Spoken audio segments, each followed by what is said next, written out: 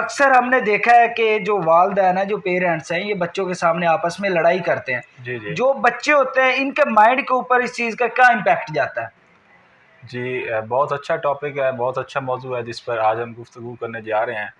देखें, जो बच्चे होते हैं वो अपने वालिदैन को अपना हीरो समझते हैं, बिल्कुल। आइडियल आइडियल समझते हैं, वो जैसे भी हों, ठीक है?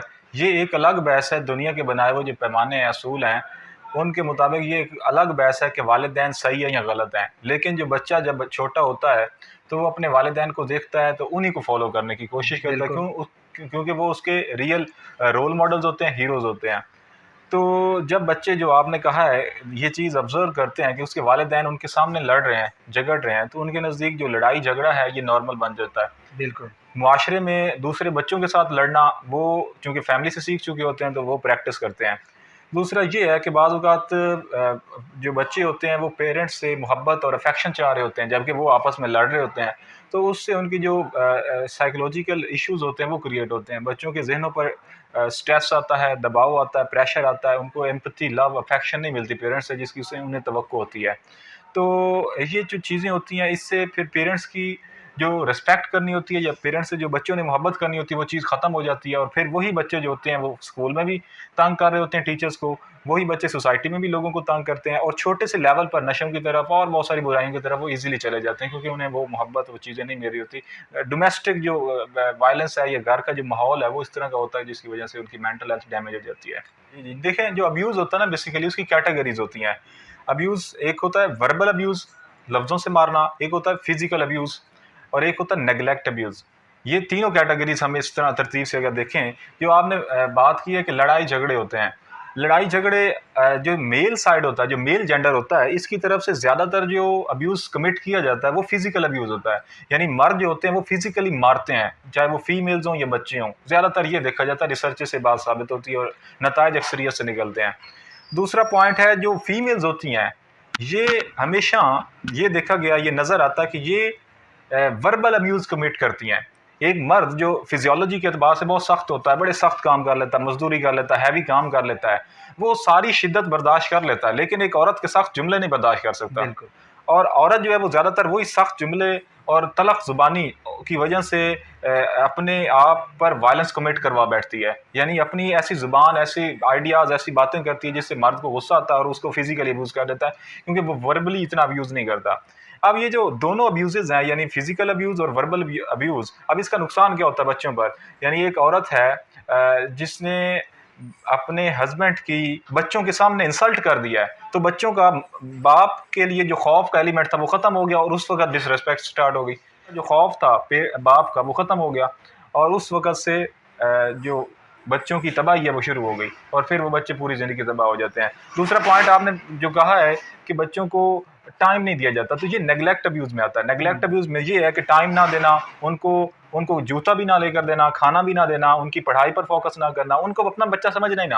यानी ऐसे लगता है जैसे वो पैदा हो गए उन्हें फेंक दो। उनको कभी शूज़ नहीं लेकर देने, कभी ईद पर नहीं कोई चीज़ लेकर देनी, कभी बाहर घुमाने नहीं ले जाना, कभी कोई और खुशी वाली चीज़, कोई एलिमेंट, ये है नेग्लेक्ट, यानी नज़रअंदाज कर देना। तो जब उनको नज़रअंदाज कर दिया जाता है तो फिर तबाही हो जाती है।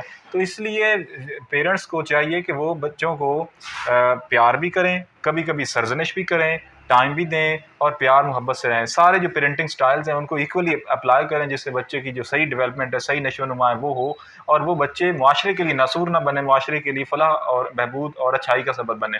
तो वालिदैन को कैसे अपने बच्चों को डील करना चाहिए? जी, हम आपसे प्यार करते हैं, आप इस चीज़ को ऐसे लेकर चलें। असल में ये जो प्रोसेस है ना बच्चों की डेवलपमेंट या उनको लेकर चलने का, ये एक लॉन्गिट्यूडनल प्रोसेस है, बिल्कुल। 2 दिन का, 1 दिन का प्रोसेस नहीं है।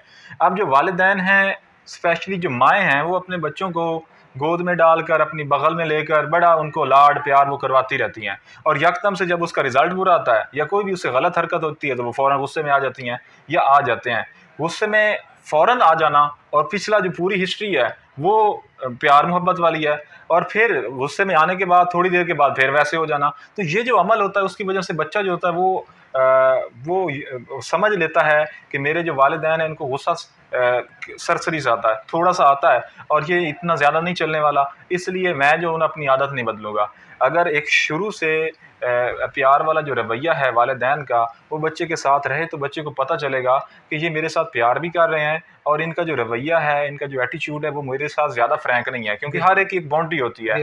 अगर जो बच्चे हमारे हैं, हम जितना प्यार करें, जो भी करें, लेकिन एक बाउंड्री में रहकर, जब हम उस बाउंड्री को तोड़ देते हैं ना, तो उस वक़्त वो हमारी बात नहीं मानते, और उस वक़्त वो और ख़राबियों की तरफ चले जाते हैं। और असल में तो हमने खुद बाउंड्री तोड़ी हुई है ना, और फिर बाद में हम गुस्से होते हैं तो और अजीब-अजीब सी हरकतें करते हैं, तो उस वक़्त वो पानी जो होता है हमारे सर के ऊपर से जा चुका होता है, उस वक़्त फ़ज़ूल हरकतें करना फ़ज़ूल ही है। आप इस चीज़ को कैसे देखते हैं कि जी जो पेरेंट्स, अभी बच्चे ने मिस्टेक की नहीं, उसको मारना स्टार्ट कर दिया? देखें, जो मारने वाला अमल है ना, ये आपके अंदर कोई भी जो बुराई की जड़ है या एलिमेंट है, उसको मुकम्मल तौर पर ख़त्म करने की बजाय मज़बूत कर देता है।